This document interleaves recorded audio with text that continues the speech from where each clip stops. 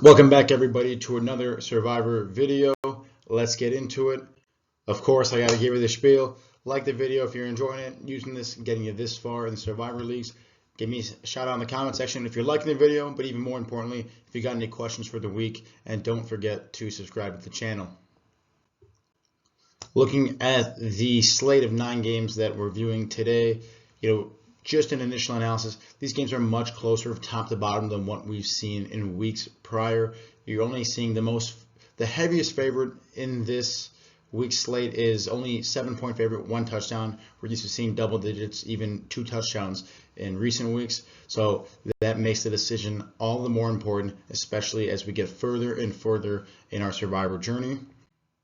Looking at the schedules, you see that there are plenty of teams on here that we're used to seeing week in and week out. Some of these teams have a few games left in their season where you might even consider them for the Survivor picks. But I will say that strategy becomes less and less imperative as these leagues get thinner and thinner each week. You are really, truly trying to survive week in and week out as opposed to play for 3 or 4 weeks ahead now, as opposed to what you were doing earlier in the season. Another thing to notice here, there are plenty of teams here that I think are even viable options of picking next week, not even down the road. If you're looking at the Lions with the Bears, the Dolphins with the Titans, and Pittsburgh with the Patriots. So something to keep in mind as well, you might not have to wait a long time to take some of these teams if you're on the fence about some of them this week. We're going to start, as always, with the teams that proceed with caution. As note, this does not always mean that I think this team is going to lose. I do think, though, it's something that you should consider because I think that either they're on upset alert or I think people are higher on this team than maybe they should be. The first thing I want to talk about is the Falcons coming off a win against the Saints, where Bijan Robinson looked really good for them. First-round pick out of Texas. In the Meadowlands playing the Jets, who have lost 4 or 5 straight now and look pretty ugly, especially on offense. Now, the reason I want to proceed with caution here is for a couple of reasons. One, it's just zigging where people zag. The Jets are in a big losing streak right now. This is the NFL where any team can win on any given Sunday. This is a Jets team that is the only team in the NFL to hand Jalen Hurts and the Eagles a loss. Anyone could win. They're at home. They're getting desperate. Tim Boyle's at quarterback. It's not a great thing, but it's not too big of a downgrade from Zach Wilson. These are guys who are looking to get another W in the win column, and they're playing behind a great defense that continuously does their best to keep them in games and stifles the opposing offense. Now, you didn't see that too much against the Dolphins, but they did to some degree because the Dolphins have such a high firepower offense, able to put up 70 points in a game this year. The Jets defense did quite literally all they could. This Falcons offense is much more benign than the Dolphins. Adding on top of that, the Falcons don't have that great of a pass rush in their defense, and that's really going to help the Jets as their offensive line has struggled in the entire season. You see with Zach Wilson and Tim Boyle, but obviously that's the reason why Aaron Rodgers got hurt as early as he did, wasn't able to get the kind of time and protection from the O-line. Granted that the Falcons don't have that kind of pressure, that certainly is a point for the Jets. And then my last point for the Falcons, so they've been extremely inconsistent all year long. They're only getting 1-point favorite, basically a pick-em game as they're on the road against the Jets here. They really have not shown the ability to compete in the passing game against competent secondaries. And this Jets secondary is one of the best in the business. Sauce Gardner and DJ Reed right now. No one can really shut down Tyreek Hill, but I think this group did a decent job against him and Jalen Waddle, where I don't think they'll have nearly as big of a problem shutting down Drake London and the likes of this Falcons receiving core. If the Jets can stop the run here, I do think they're going to win this game. I think it's time to get back in the win column behind a great defensive performance. And you see Desmond Ridder make some bad interceptions against teams and with some pressure. I think that's what the Jets dial up this time and hand the Falcons a loss this week. Rarely do I make predictions like that for the perceived caution, but I think this one is warranted. One other perceived caution for this week, it's the Lions at the Saints. The Saints here, they're at home. They're competing for a division title. They just lost against the Falcons, another team that has been pretty inconsistent, as has the whole NFC South. But with that loss and with them competing for this NFC South division title and playoff hopes, each game becomes more and more crucial for this team. They still have a very solid defense, just like the Jets, and they're playing behind that. You see Derek Carr and Chris Olave start to connect more and more week in and week out. If they can get Kamara and Taysom Hill really as an X-Factor player dial up this game, I think it could be some trouble for the Lions. That being said, this is a Lions team coming off a disgusting performance against the Bears and a loss against the Packers on Thanksgiving. These guys had a lot of time to think about both those performances. They got a long week against the Saints. I do think the Lions win this game, but I wouldn't be shocked if they lost, just because these guys are kind of coasting here as the far and away best team in the NFC North right now, despite some of the recent play from the Vikings. The Saints definitely need this one more, and it's scared being a team on the road playing against a desperate team, so that's why I wanted to call this game out here. Moving forward, the best pick, I think it is the top team this week of the Jags with the Bengals here. Jaguars look really solid on the road against the Houston team and all facets of the game, but I really like the receiving threats that this team has. Looks like Calvin Ridley, Zay Jones, Christian Kirk, and even tight end Evan Ingram are really looking comfortable in this offense with Trevor Lawrence dissecting defenses, not really favoring any single one of those options, but spreading the ball out evenly and making sure that everyone gets to eat. And it's really helping this offense churn as defenses don't know who to key on, because these guys are all threats to get the ball. Adding the fact that ETN is playing great at running back and a big play, explosive type running back, that adds all the more threat to the Jaguars, who are playing really solid on defense too, behind Josh Allen, who's one of the league leaders in sacks. Obviously makes a difference against this Bengals O-line that has been subpar throughout almost Joe Burrow's entire stint with the Bengals. All those lean to the Jags. Loop into the fact that the Bengals are on the road here. They don't have Burrow. They're starting Browning, who for his third start. Like that, he's not, for backups, rookie backups go, he's actually looked pretty decent, but he's certainly not Trevor Lawrence caliber, and he's probably not NFL starter caliber just yet. Jags are actually fighting for this division title, a much closer division title than I thought it would be, with the Texans tight on their heels, and now the Colts too at 6-4. So I would imagine the Jags, who are a much better overall team than the Bengals without Joe Burrow, to really stifle their offense, put up enough points where I don't even think this game's going to be all that close. You saw the Bengals weren't even able to put up 20 points against the Steelers. I think the Steelers have good pieces on their defense. They are without star safety Minkah Fitzpatrick. I think this Jaguars defense is better, and I think the Jaguars roll to an easy victory this game. Talking about best value, which is often one of the most sought after picks in these videos, and I think it's the Chargers at the Patriots.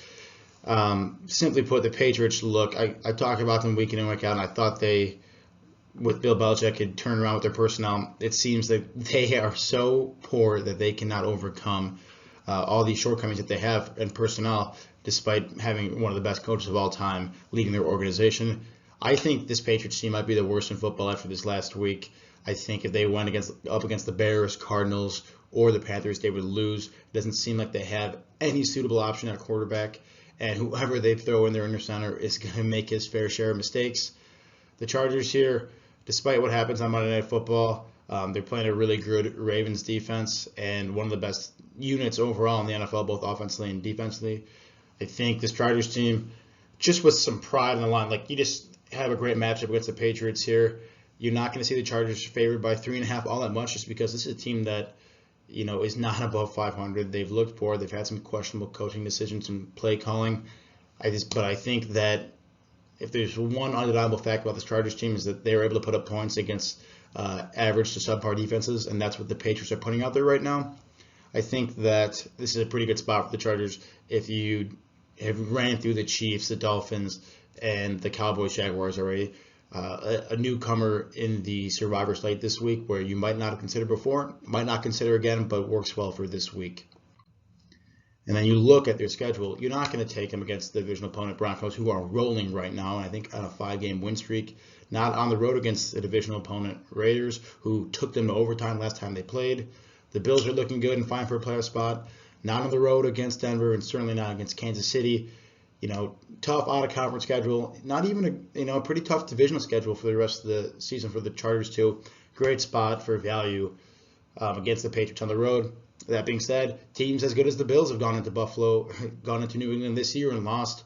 So it's always really nice when you're playing the Patriots, especially in Foxborough. But I do think you get a ton of value. I think it's undeniable the value you're getting for the Chargers on the road against the Patriots. You look at this game before the season starts. Even with all the woes the Patriots have had last season, you think the Patriots are going to win this game. Now with the recent developments, it almost seems like there's no way the Patriots can beat anybody in this league. Moving from best value to great value, I really like the Steelers here at home against the Cardinals. Cardinals got blown out by the Rams, who have really not that great of a defense, and the Cardinals did not do well in putting up enough points against them. They also were allowed almost 40 points against the Rams and got ran over the entire game by Kyren Williams and even a little bit of Royce Freeman there in the backfield. The Steelers look to get a little bit more spark offensively after firing offensive coordinator Matt Canada. I like the way they looked. They started to throw the ball downfield more, kind of stretch the field, make their offense a little bit more dynamic and set up other plays. Steelers are a team through the last 2 decades that have found ways to win against lesser teams. That's certainly what the Cardinals are.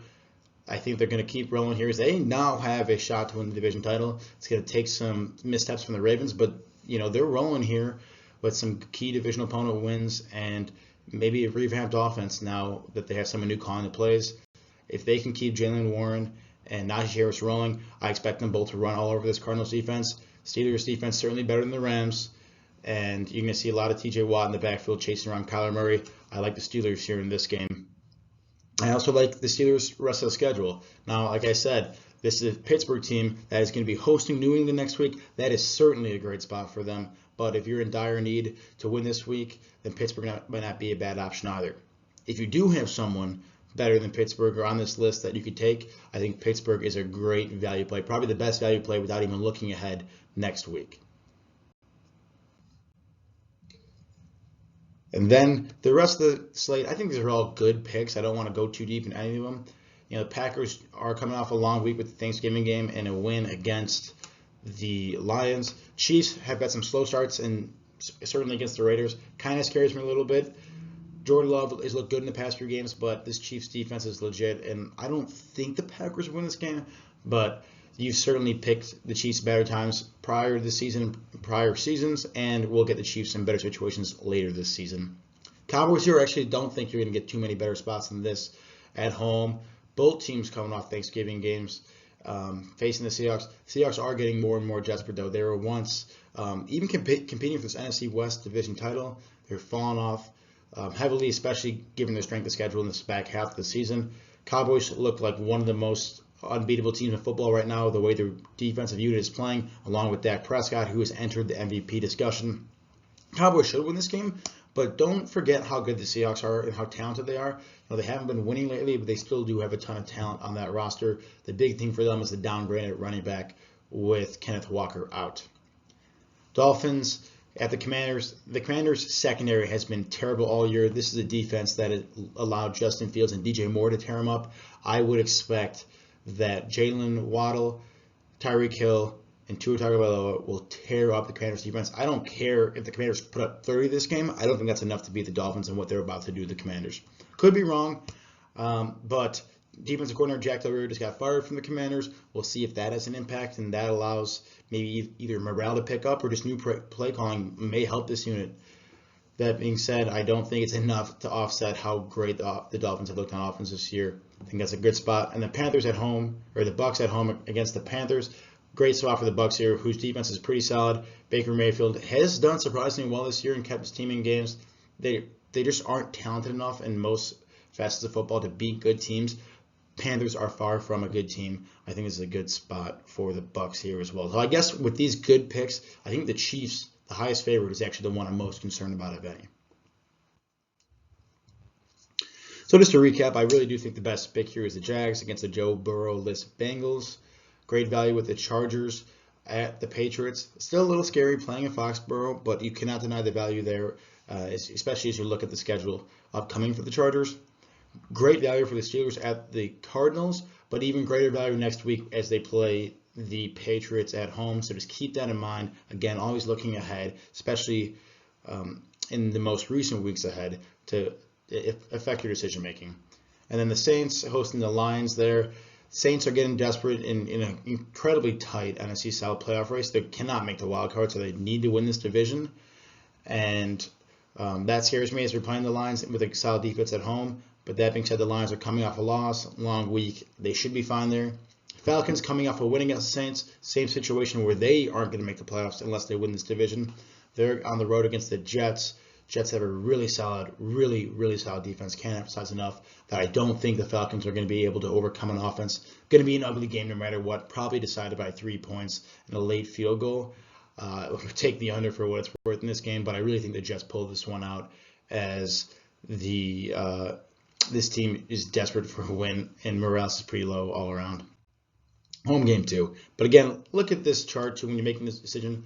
We're talking about Pittsburgh, Miami. Miami's got a great spot next week at home against the Titans. The Lions, if you don't like them against New Orleans this week, I guarantee you can be more favored than 3 points as they go play the Bears in Chicago, who will be coming off a short week playing Monday Night Football. Chiefs, like I said, they're going to be favored by a ton playing the Patriots. You saw them just beat down on the Raiders in the second half, and then they got the Bengals too. So a lot of things to consider. Bucks, really good value as well. As you see, you probably won't take them until they play Carolina. Dallas, you're not thinking about them until week 18. So a lot to consider as always. Take a look at these teams and consider other ones that might not even be on this list. If you're between a couple teams, look at their schedule, see all else equal. If you're completely 50-50 between the two, who would you rather have in your pocket later in the season? That's how you're going to win in these final few weeks in Survivor.